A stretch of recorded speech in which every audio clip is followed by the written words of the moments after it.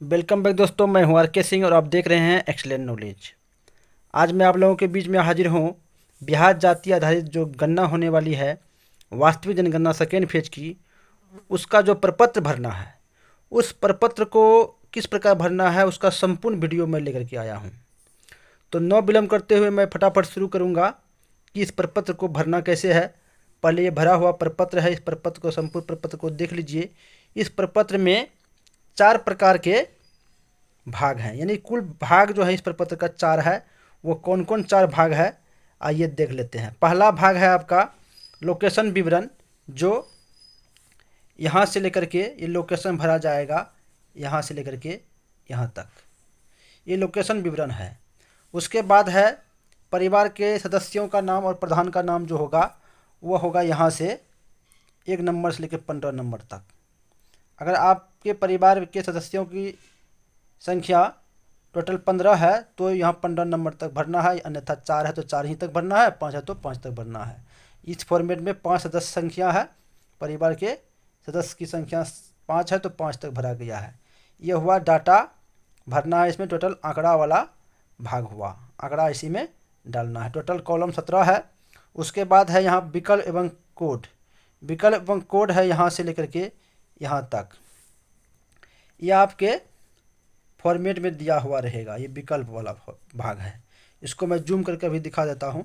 उसके बाद है आपका चौथा भाग है आपका यहाँ पर घोषणा और सिग्नेचर।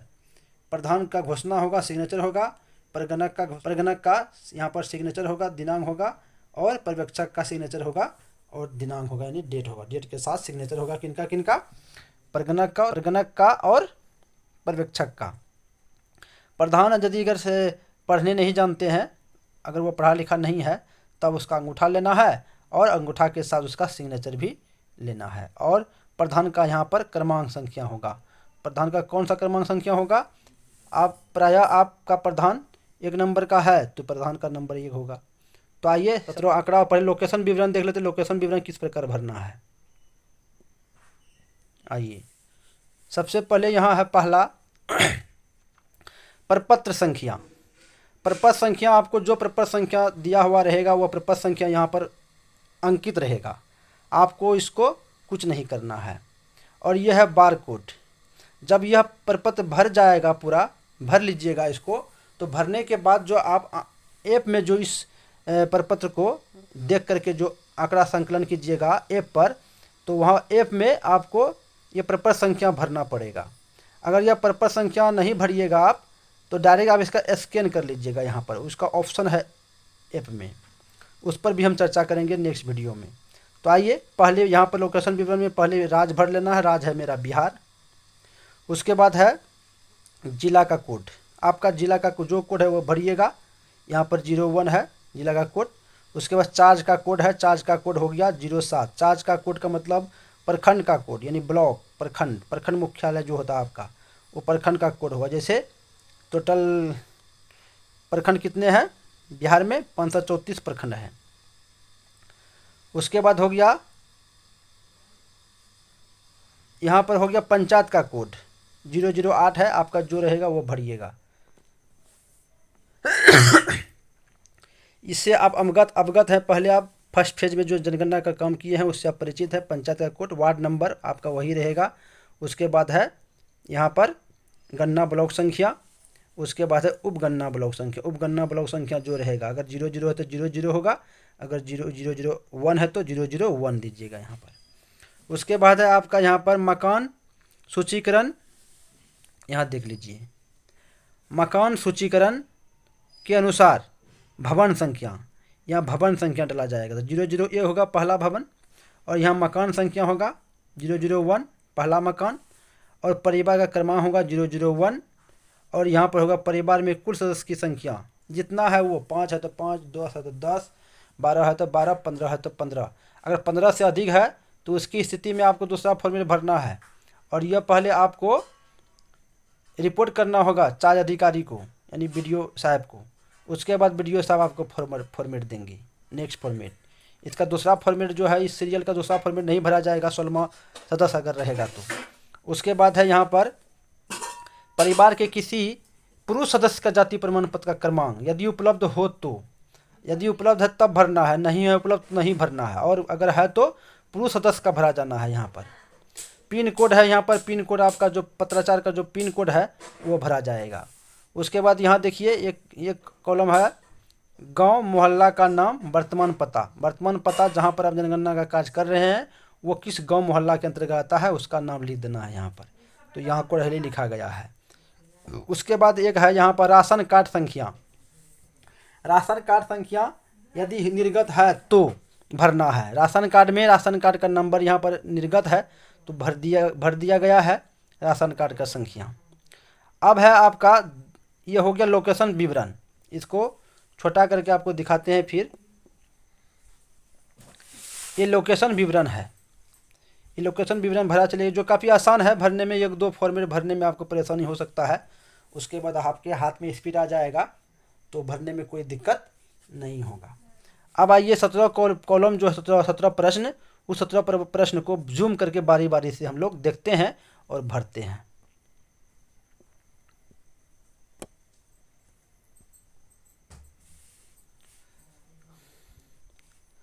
यहाँ सीरियल नंबर होगा, सीरियल नंबर 1 है।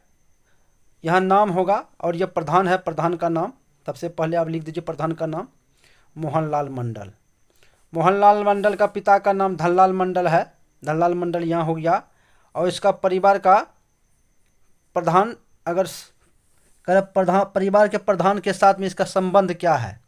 ये तीसरा नंबर प्रश्न है क्वेश्चन, परिवार के प्रधान के साथ इसका संबंध क्या है। तो अगर परिवार का प्रधान स्वयं है खुद तो 01 होगा। अगर इसकी पत्नी है तो 02 होगा। पुत्र पुत्री है तो 03 होगा। इसी प्रकार का सारा आपके यहाँ पर दिया गया है। यहाँ आप देख सकते हैं इसका कोड दिया गया है।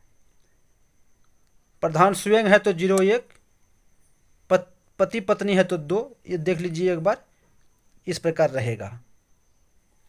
उसके बाद है आपका चौथा कॉलम। चौथा कॉलम देख लीजिए। चौथा कॉलम आयु लिखना है, वर्ष में लिखना है, पूरा वर्ष में आयु। इस प्रधान का जो उम्र है ये 60 साल का है तो यहाँ पर 60 साल लिख दिए हैं, 060, यहाँ 060। उसके बाद लिंग ये पुरुष है तो यहाँ 01 होगा। इसका कोड भी दिया गया है। वैवाहिक स्थिति ये विवाहित है तो 02 कोड हो गया।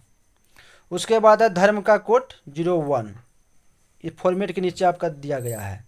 उसके बाद जाति है, जाति का नाम लिख देना है। यहाँ पर जाति केवट है वो लिख दीजिएगा और जाति का कोड लिख दीजिएगा। कोड जो होगा उसका निर्देशिका आपको दिया जाएगा, जाति का नाम और उसका कोड। तो 027 है केवट का कोड तो यहाँ लिख दिया गया है। उसके बाद शैक्षणिक योग्यता, शैक्षणिक योग्यता वाला भी आपको कोड देना है। ये 12 क्लास पढ़ा लिखा है तो यहाँ 12 लिखा गया है। उसके बाद है कार्यकलाप, कार्यकलाप 05 यानी किसान है या काश्तकार है तो 05 लिखा गया है। आवासीय स्थिति, आवासीय स्थिति इसका लिखा गया है 01 आवासीय स्थिति। ये 11वां नंबर कॉलम का प्रश्न है, ये 11वां सवाल है। ये यहाँ पर क्या लिखा गया है 01। 11वां सवाल में 01 क्यों लिखा गया है, 01 इसलिए लिखा गया है और 2 कमरा है, पक्का मकान है 2 कमरे वाला तो 01 होगा। अगर पक्का मकान 1 कमरा का है 02 होगा। अगर खपड़ैल है, टीन का छत है तो 3 होगा, झोपड़ी है तो 4 होगा, और घर नहीं है आवासहीन है तो 5 होगा यहाँ पर आवासीय स्थिति में। अस्थायी प्रवासीय स्थिति, अस्थायी है प्रवासी है तो यहाँ पर अगर लागू नहीं हो रहा है, जब यहाँ पर क्या कहते हैं आवासीय स्थिति हो गया, आवासीय स्थिति अस्थायी हो गया यह, तो यह नहीं होगा यहाँ पर लागू। अगर लागू नहीं हो रहा तो 01 होगा। अगर बिहार के अन्य स्थान पर नौकरी करने या रोजगार करने चले गया है तो यह व्यक्ति तो 02 होगा। अगर लागू नहीं है तो 01 होगा। उसके बाद है कंप्यूटर, कंप्यूटर अगर इसको है तो 01 होगा। और कंप्यूटर के साथ नेटवर्क भी है, इसका इंटरनेट है तो 01, अगर इंटरनेट नहीं है तो 02, और इसको कंप्यूटर है ही नहीं तो 03 लिखा गया है। उसके बाद मोटर है, मोटर अगर इसको है यानी मोटर 2 पहिया है तो 2 पहिया है तो 1 लिखा जाएगा। तो इसको 2 पहिया वाहन है तो 01 लिख दिया गया है मोटर में। उसके बाद कृषि भूमि, कृषि भूमि में कोड दिया गया है 2, तो 2 का मतलब हुआ इसको 50 डिसमिल कृषि भूमि है, 50 डिसमिल तक, इसलिए 02 दिया गया है। आवासीय भूमि, आवासीय भूमि का कोड देख लीजिए, यहाँ 3 दिया गया है। इस 10 डिसमिल से 5 डिसमिल से 10 डिसमिल के बीच में ज़मीन है, इसलिए 3 दिया गया है।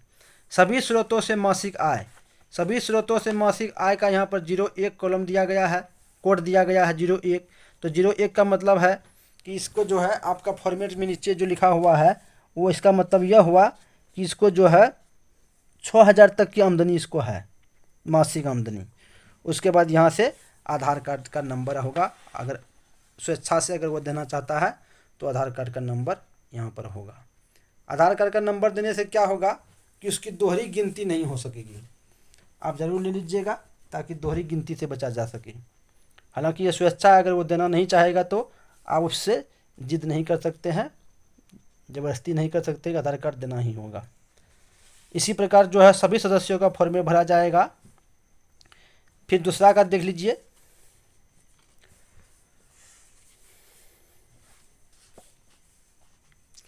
ये दूसरा देखिए, दूसरा सदस्य मीना देवी है। मीना देवी का पति का नाम मोहनलाल मंडल है और ये 02 है। इसका मतलब ये जो है 02 जो है यहाँ पर इसका परिवार के साथ में संबंध है, यानी कि इसकी पत्नी है ये। उसके बाद है उम्र, उम्र हो गया इसका 50 साल, तो 0 यहाँ डाल दीजिए, 050 हो गया। उसके बाद है यहाँ पर लिंग, लिंग तो 02 हो गया, स्त्रीलिंग है इसीलिए। वैवाहिक स्थिति या विवाहित है तो 02। धर्म इसका हिंदू है तो 01। जाति वही हो गया केवट, तो केवट लिख दीजिए यहाँ पर 027 होगा। उसके बाद है यहाँ पर शैक्षणिक योग्यता 10 क्लास पढ़ी लिखी है तो 10 हो गया।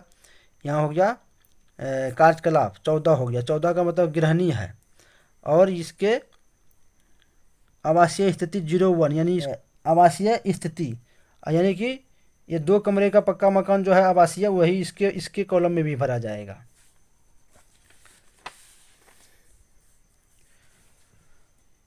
एवं प्रकार से कंप्यूटर इसको नहीं है 03, इसका भी भर देंगे। अस्थायी प्रवासीय स्थिति में 01 हो जाएगा। उसके बाद है मोटर वाहन 03, यानी कि नहीं है, मोटर नहीं है। कृषि भूमि इसको शून्य है, इसके नाम से 01 होगा। आवासीय भूमि भी 01 यानी नहीं है। उसके बाद 08, सभी स्रोतों से मासिक आय यहाँ पर 08 है, इसका मतलब हो गया कि इसके नाम से ज़मीन नहीं है, आवासीय ज़मीन। फिर इसके बाद 17 के बाद आधार नंबर है, आधार नंबर यहाँ पर भर दिया जाएगा। इसी प्रकार जो है सभी सदस्यों का फॉर्मेट भरते हुए हम क्या करेंगे, आगे बढ़ते जाएंगे। इसको छोटा करके एक बार आपको दिखा देते हैं, यहाँ देख लीजिए। मीना देवी के बाद रामलाल मंडल उसके पुत्र का नाम है, इसका पिता का नाम मोहनलाल मंडल। 03 का मतलब हुआ कि इसके साथ प्रधान के साथ में संबंध, यानी कि पुत्र पुत्री, तो पुत्र है इसका 03। यह भी जो है राजकुमार मंडल भी इसका मोहनलाल मंडल का पुत्र है तो 03। संजय मंडल भी इसका पुत्र है तो 03 मोहनलाल मंडल का। इसकी आयु 28 साल है, इसका 20 साल है, इसका 12 साल है। लिंग ये सब पुल्लिंग है तीनों, इसका पुत्र है तो 01 01 01। उसके बाद हो गया वैवाहिक स्थिति, अविवाहित है 01 01 01। धर्म हिंदू है तो सबका 11 कर दिया 01।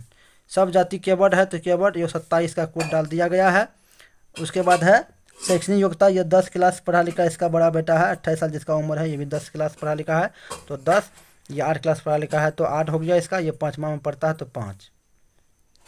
कार्यकलाप, ये विद्यार्थी है, ये विद्यार्थी है, ये विद्यार्थी है, तीनों विद्यार्थी है तो यहाँ पर 13 डाल दिया गया है। उसके बाद आवासीय स्थिति है 01 सबका दिए हैं, इसलिए कि 2 कमरे का इसका पक्का मकान है। फिर यह अस्थायी प्रवासीय स्थिति में 01 01 यानी लागू नहीं हो रहा है तो 01 01। उसके बाद कंप्यूटर किसी के पास में नहीं है तो 03 03 03 03 कंप्यूटर नहीं है। मोटरयान इसका सिर्फ इसके पिताजी के नाम से एक मोटरसाइकिल है 2 पहिया वाहन तो 01, बाद बाकी किसी के पास में नहीं है। कृषि भूमि इसके पास सिर्फ है और ये किसी के पास में नहीं है तो नहीं, 0 क्या लिखा हुआ कृषि भूमि। कृषि भूमि 15 नंबर कॉलम में यहाँ 2 दिया गया है, यानी मुखिया को 50 डिसमिल ज़मीन है, और इसको 0-1 यानी ज़मीन नहीं है, 0 ज़मीन डिसमिल है, इसको भी नहीं है, इसको भी नहीं है। यहाँ 5 लिखा चले गया है, 1 एकड़ से अधिक यानी छोटा बच्चा जो है इसका सबसे, उसके नाम से ज़मीन है। कितना ज़मीन है? तो 2 एकड़ से 1.5 एकड़ से 2 एकड़ के बीच में ज़मीन इसको है। आवासीय भूमि, आवासीय भूमि इन चारों में से किसी को नहीं है। उसके बाद सभी स्रोतों से मासिक आय 0,0000 कर दिया गया है, यानी कि हालांकि इसके नाम से ज़मीन है, सबसे छोटा पुत्र जो है इसके नाम से ज़मीन है, इसलिए 505 दिया गया है, लेकिन सभी स्रोतों से मासिक आय इसको 0 दिखाया गया है, यानी कि 8 दिखाया गया है। चूँकि यह विद्यार्थी है इसीलिए ज़मीन इसके नाम से है, लेकिन ये विद्यार्थी है तो इसके नाम से क्या कहते हैं स्रोत, इसके नाम से आमदनी यानी कि मासिक आय नहीं दिखाया गया है। आवासीय भूमि किसी को नहीं है। उसके बाद सबका आधार कार्ड ले लिया गया है। उसके बाद नीचे आइए, 5 सदस्य का नाम हो गया, यहाँ पर मुखिया का सीरियल नंबर होगा, यहाँ पर मुखिया का साइन होगा, यहाँ से सिग्नेचर होगा परगणक का, उसका डेट होगा, और पर्यवेक्षक का डेट होगा। तो ये वीडियो था, विस्तृत जानकारी था इसमें, किस प्रकार फॉर्म में भरा जाएगा। अब इसको एक बार सरसरी निगाह से देख लीजिए। मिलते हैं नेक्स्ट वीडियो में, एप्लीकेशन में फॉर्मेट कैसे भरा जाएगा उस वीडियो को लेकर। तब तक के लिए जय हिंद, जय भारत, वंदे मातरम।